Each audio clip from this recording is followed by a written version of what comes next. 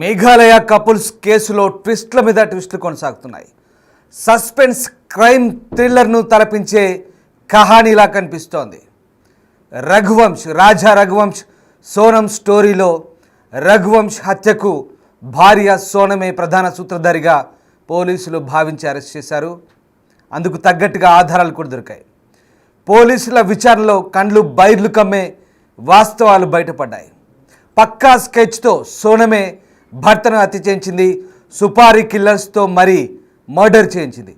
It's such a brutal murder. Yes, మేఘాలయలోని చిరపుంజి ప్రాంతంలో దారుణ హత్య చేయించి ఓ జలపాతంలోకి తోయించేసి ఏమీ తెలియనట్టుగా కట్ చేస్తే ఉత్తరప్రదేశ్లోని ఘాజీపూర్ దాబాలో ప్రత్యక్షమైంది సోనం. ఈ వ్యవహారం మొత్తాన్ని కూడా చాలా ప్రిస్టేజియస్గా తీసుకున్నారు మేఘాలయ పోలీస్. కేవలం మేఘాలయలో మాత్రమే కాదు, దేశవ్యాప్తంగా ఈ వ్యవహారం సంచలనం రేపింది. మేఘాలయకు వచ్చే టూరిస్టుల భద్రతకు సంబంధించి అనేక ప్రశ్నలు తలెత్తాయి. ఈ వ్యవహారానికి సంబంధించి సాక్షాత్తు మేఘాలయ ముఖ్యమంత్రి రంగంలోకి దిగి ప్రత్యేక దర్యాప్తు సంస్థ సిట్ను ఏర్పాటు చేశారు. 7 రోజుల్లోనే సిట్ ఈ వ్యవహారానికి సంబంధించిన అంతు తేల్చింది. ఘాజీపూర్లో సోనంను పట్టుకున్నప్పుడు అసలు విషయం బయటపడింది. సోనం ఘాజీపూర్ వచ్చింది. ఘాజీపూర్లో తన సోదరుడికి ఫోన్ చేసింది. అక్కడికి చేరుకున్నటువంటి పోలీసులు తండ్రి సహాయంతో సోనంని గుర్తించారు. ఇక ఈ మొత్తం వ్యవహారంలో ప్రేమ కోణమే అసలు కారణంగా చెప్తున్నారు. సోనంకు రాజా రఘువంశ్తో పెళ్లికి ముందు కుష్వా అనే వ్యక్తితో సంబంధం ఉన్నట్టుగా చెప్తున్నారు. లవ్ అఫైర్ ఉన్నట్టుగా చెప్తున్నారు. ఈ నేపథ్యంలోనే ఇక ఈ ఇరువురి మధ్య బలవంతపు పెళ్లి జరిగినట్టుగా తెలుస్తోంది. అయితే ఈ మొత్తం వ్యవహారాన్ని సోనం తండ్రి మాత్రం ఖండిస్తున్న పరిస్థితి కనబడుతోంది. ఇక హనీమూన్ జంట మిస్సింగ్ కేసులో అయితే బిగ్ ట్విస్ట్ చోటు చేసుకుంది. భార్యే కిరాయి హంతకులతో భర్తను హత్య చేయించినట్టుగా పోలీసులు పూర్తి స్థాయిలో నిర్ధారించారు. సోనం కూడా ఒప్పుకుంది. ఘాజీపూర్లోని నంద్గంజ్ పోలీస్ స్టేషన్లో సోనం లొంగిపోయింది. ఇండోర్లో మే 11న రాజా రఘువంశ్కు సోనంకు వివాహమైంది. అంగరంగ వైభవంగా పెద్దలు ఈ ఇరువురి వివాహం చేశారు. ఒకసారి వారి వివాహానికి సంబంధించిన ఫోటోలు మనం చూస్తున్నాం. చాలా అట్టహాసంగా పెళ్లి కార్యక్రమం జరిగింది. వైభవంగా పెళ్లి జరిగింది. ఒకసారి చూడండి ఎంత అమాయకంగా కనిపిస్తుందో సోనం. నవ్వులు చిందిస్తూ రాజా రఘువంశ్ పక్కన హోయలలుకుతూ మనకు ఆ ఫోటోలో కనిపిస్తుంది. కానీ ఆ నవ్వు వెనుక చాలా క్రూరత్వం దాగి ఉంది. ఆ నవ్వు వెనుక ఒక కుట్ర దాగి ఉంది. అదే సోనంని ఒక నేరస్తురాలుగా తయారు చేసింది. పక్క ఫోటోలో చూడండి, నేరస్తురాలుగా మారిన సోనం ఏ రకంగా తల దించుకొని దేశం ముందు నిలబడిందో ఒకసారి మనం ఆ ఫోటో చూస్తే అర్థమవుతుంది. దేశం మొత్తం నివ్వెరపోయింది. ఈ ఘటన గురించి తెలిసిన తర్వాత, దిగ్భ్రాంతికర విషయాలు బయటకు వచ్చిన తర్వాత పూర్తిగా సోనం వ్యవహారం దేశమంతా తెలిసిపోయింది. నిందితురాలు సోనం ఉత్తరప్రదేశ్లోని ఘాజీపూర్లో పోలీసుల ముందు లొంగిపోయినప్పుడు ఆమె చెప్పిన విషయాలతో ఒక్కసారిగా పోలీసుల మైండ్ బ్లాక్ అయింది. ఎస్, నిజంగా సోనం చెప్పిన వివరాలు వింటే పోలీసులే కాదు, అక్కడున్న వాళ్ళందరికీ కూడా సోనం ఇంతకు తెగించిందానా అనే అంశాలు బయటపడ్డాయి. కిరాయి హంతకులతో హత్య చేయించింది. పాపం రఘువంశ్ ఏం తప్పు చేశాడు? పెద్దలు కుదిర్చిన పెళ్లి చేసుకోవడమైన తప్ప, సోనంని వివాహం చేసుకోవడమైన తప్ప, ఇష్టం లేని పెళ్లి ఎందుకు చేసుకున్నాడు సోనం? రఘువంశిని, అమాయకుడైన రఘువంశిని ప్రాణాలు బలి తీసుకుంది ఈ సోనం. ఒకసారి ఆ ఫోటోలు చూడండి. పెళ్లిలో నవ్వులు చిందిస్తూ అతనితో పెళ్లి దుస్తుల్లో ఎంత కులాసాగా కనిపిస్తుందో సోనం. ఇదే సోనం ఇప్పుడు అత్యంత కిరాతకంగా రాజా రఘువంశిని హత్య చేయించింది. పోలీసుల ఎదుట లొంగిపోయింది. మొత్తం ఈ వ్యవహారంలో 3 పోలీసులు అదుపులోకి తీసుకున్నారు. 2 ఇండోర్లో అదుపులోకి తీసుకున్నారు. 1 యూపీలోకి అదుపులోకి తీసుకున్నారు. ఈ మొత్తం వ్యవహారానికి ప్రేమనే కారణమని తెలుస్తుంది. రాజా రఘువంశ్తో వివాహం ముందు కుష్వా అనే వ్యక్తితో సోనం పూర్తి స్థాయి పీకల్లోతు ప్రేమలో మునిగిపోయినట్టుగా చెప్తున్నారు. అయితే ఇది తల్లిదండ్రులకు సోనం చెప్పిందో లేదో మరి, కానీ ఈ విషయాన్ని తల్లిదండ్రులు కూడా దాచిపెట్టి రాజా రఘువంశ్తో పెళ్లి చేశారో ఏంటో మరి. పూర్తి వివరాలు తెలియాల్సి ఉంది. అయినప్పటికీ ఇష్టం లేని వివాహమే ఈ హత్యకు కారణంగా చెప్తున్నారు. పోలీసుల అదుపులో ఉన్న నిందితురాలు సోనం స్వయంగా తన భర్తను హత్య చేయడానికి తమను నియమించుకుందని పట్టుబడ్డ నిందితులు చెప్తున్నారు. యూపీలో ఒకరిని పట్టుకున్నారు, ఇండోర్లో ఇద్దరిని పట్టుకున్నారు. మేఘాలయ డీజీపీ నోంగ్ రాంగ్ చాలా ప్రిస్టేజియస్గా తీసుకున్నారు.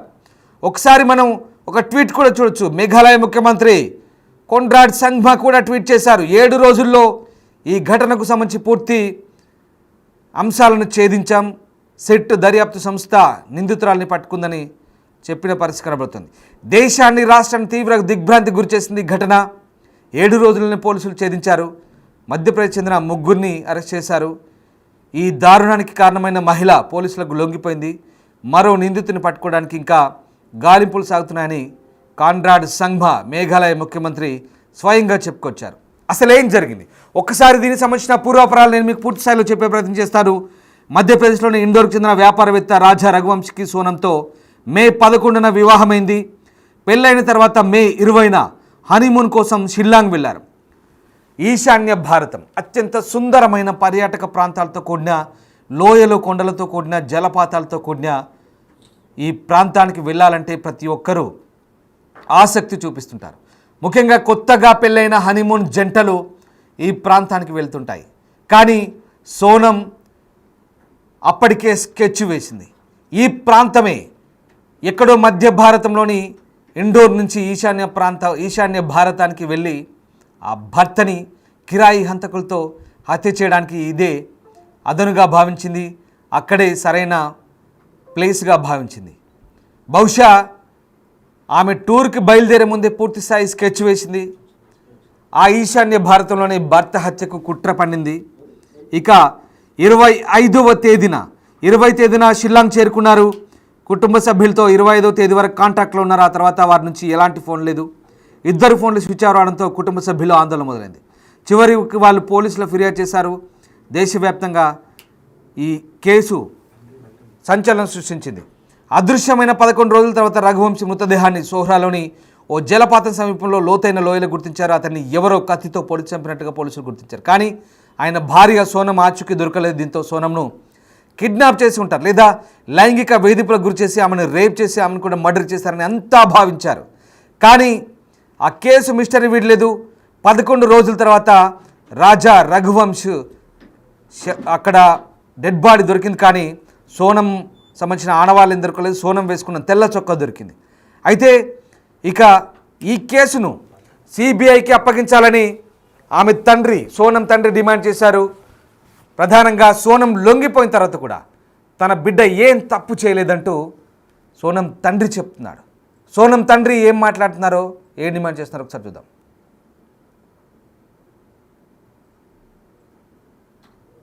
बजे फोन आया मेरे पास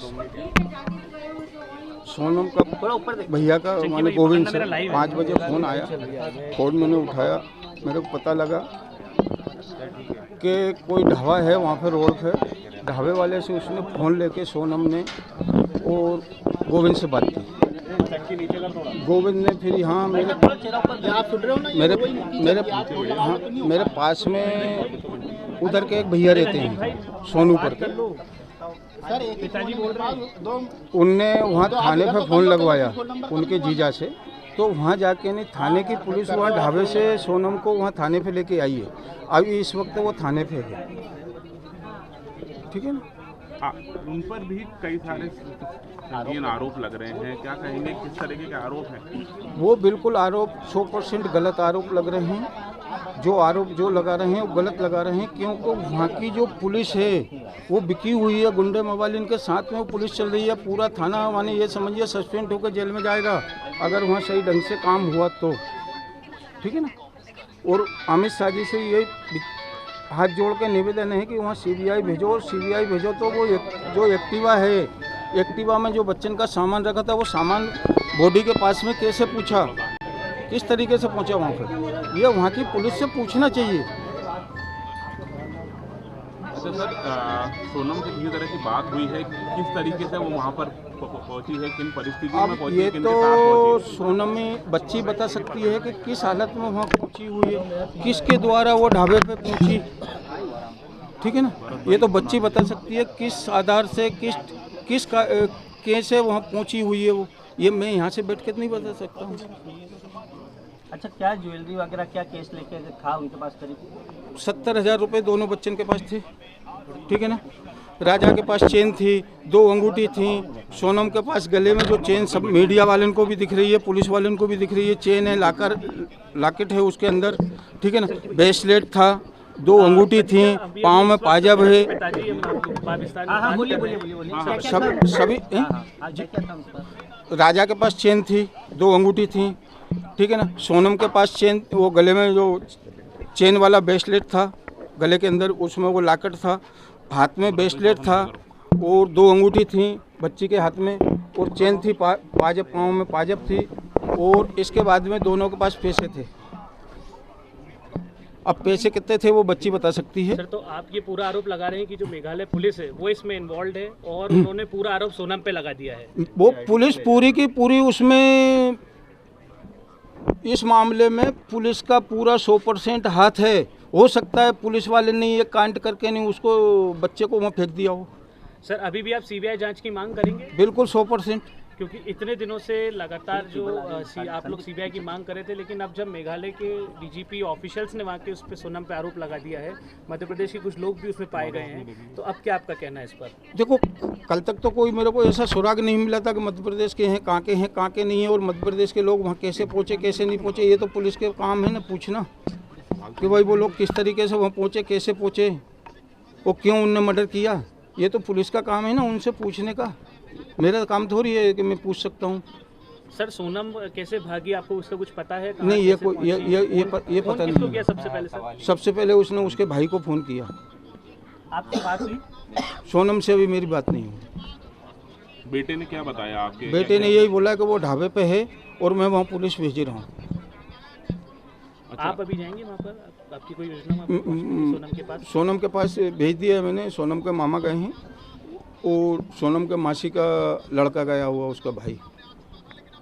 रिश्ता जो हुआ था उसका, उससे क्या वो खुश थी? बिल्कुल 100% खुश थी जब तो संबंध करा अपन लोगों ने। कोई दबाव नहीं था, दबाव के कारण कोई शादी होती है कि दबाव से? भाई दोनों धनी रजी होंगे, दोनों परिवार के रजी थे, जब तो शादी करी ना। शादी के पहले या शादी के बाद में कोई ऐसा लगा आपको? नहीं, ऐसा कुछ नहीं लगा। शादी के बाद में, अगर शादी के बाद में ऐसा कुछ लगता तो माँ बाप को पहले इस चीज़ का पता चलता है ना, इस चीज़ का माँ बाप को पता है। और रजी मर्जी से वो लोग घूमने के लिए गए थे। अगर ऐसा कुछ होता तो वो घूमने भी क्यों जाते? अब क्या मांग करते हैं आप? मांग मैं सीबीआई की कर रहा हूँ और करता रहूँगा जब तक सीबीआई वहाँ नहीं पहुँचेगी और वहाँ पुलिस से और उन लोगों से खाना तलाशी नहीं होगी, होटल वाले से, जब तक ये चीज़ का कोई प्रूफ नहीं आएगा।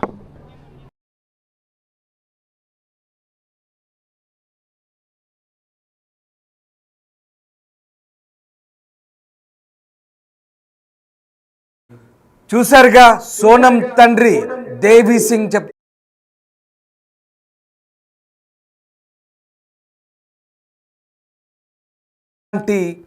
తప్పు తెలియదంటున్నారు.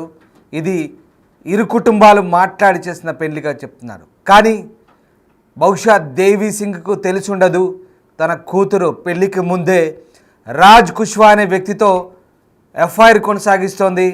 పెళ్లి ఇష్టం లేని సోనం కేవలం పెద్దల మాట కాదనలేక రాజా రఘువంశ్ని పెళ్లి చేసుకుంది.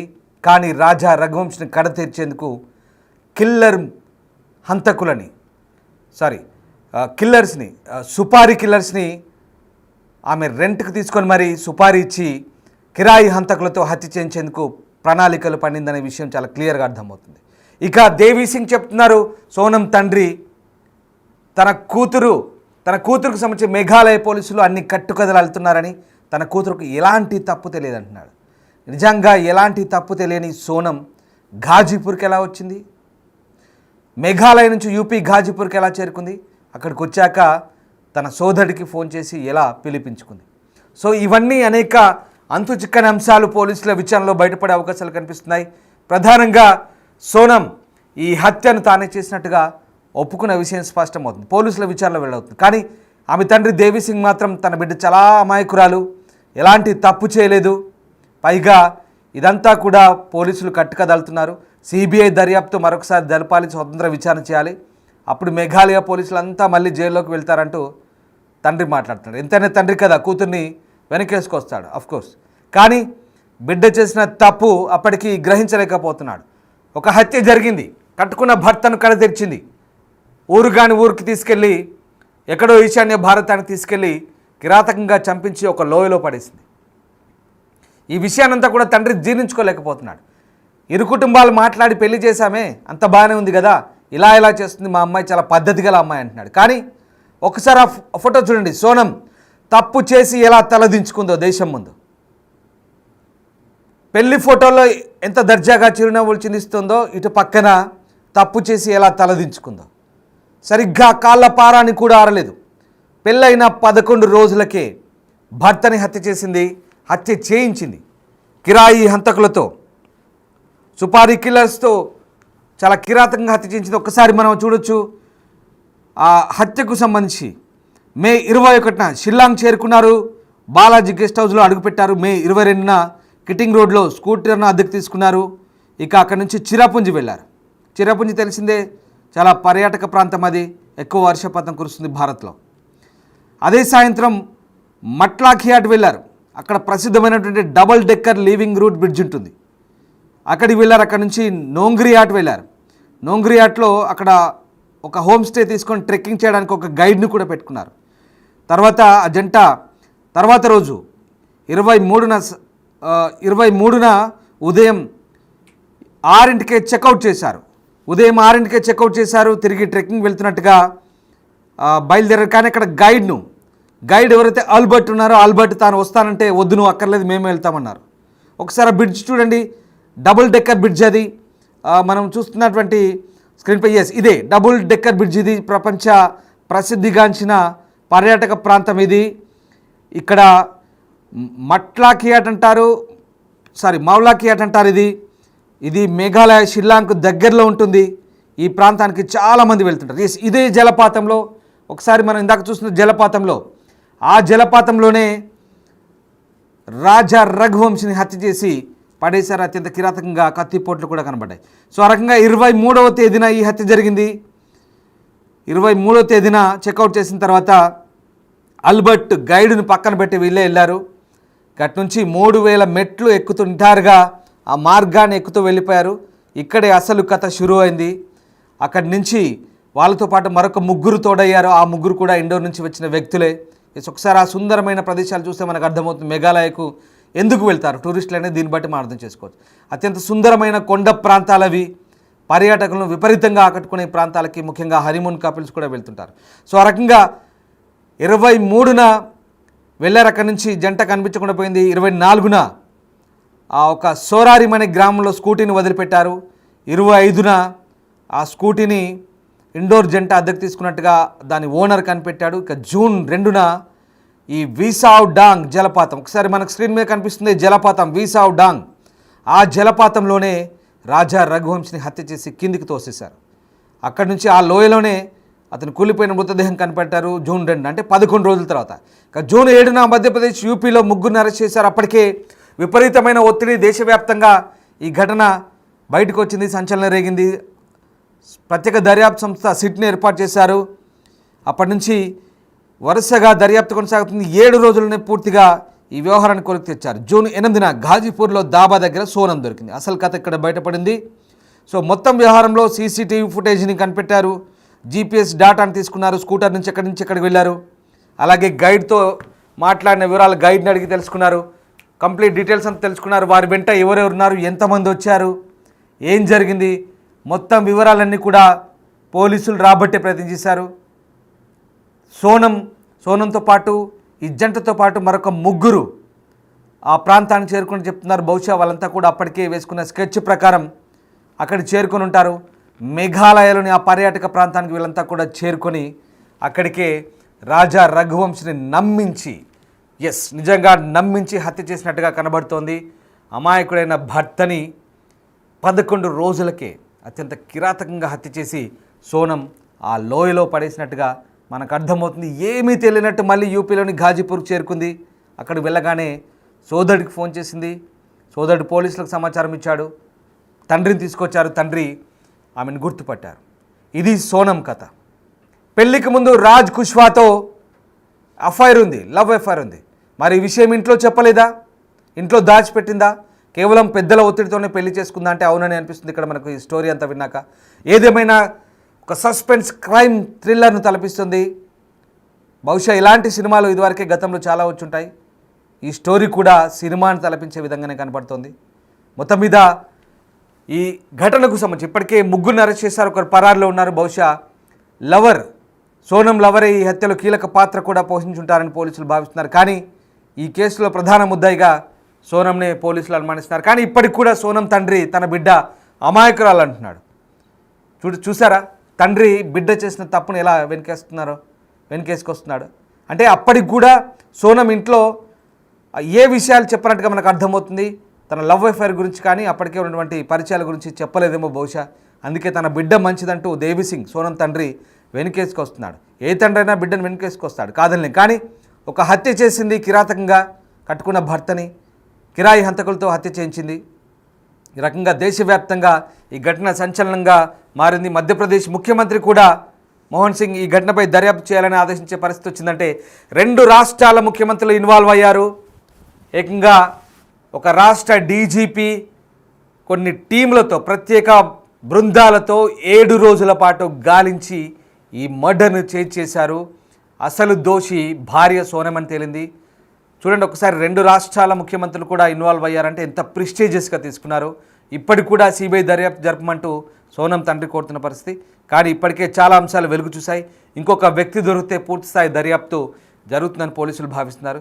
మొత్తం మీద క్రమశిక్షణ తప్పిన ఒక అమ్మాయి ఏ రకంగా పెళ్లికి ముందే లవ్ అఫైర్ పెట్టుకొని పెద్దలకు చెప్పకుండా పెద్దలు కుదిర్చిన వివాహం చేసుకొని ఆ భర్తను కడతీర్చి ఒక నేరస్తురాలుగా మారిందో, ఒక అమాయకుడిని బలి తీసుకుందో, ఇక్కడ ఈ విషయం మనం కళ్ళకు కట్టినట్లుగా అర్థమవుతుంది.